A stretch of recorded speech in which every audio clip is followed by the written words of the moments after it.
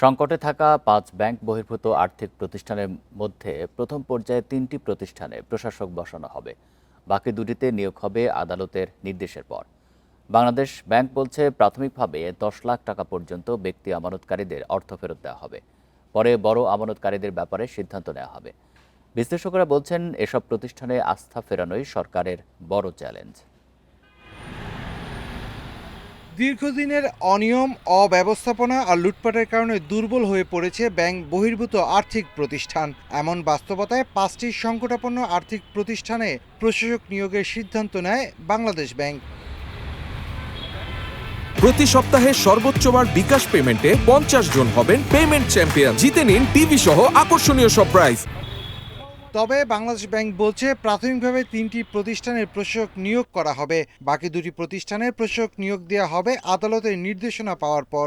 প্রতিষ্ঠানগুলোর আর্থিক অবস্থার নিরীক্ষা এবং অবসানের ব্যাপারে সুপারিশ করবেন প্রশাসকরা। ব্যক্তি আমানতকারীদের অর্থ ফেরত দেওয়া হবে পর্যায়ক্রমে।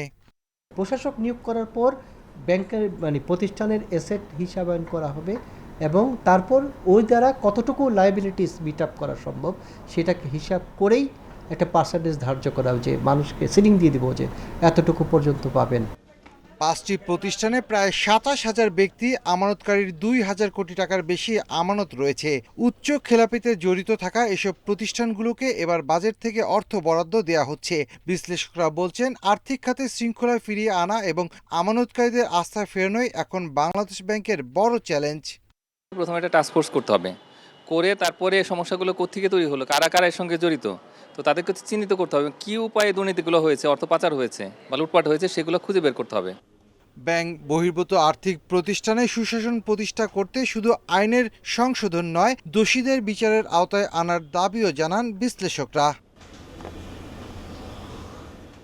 Shafil Alam Sujan, Independent News, Dhaka.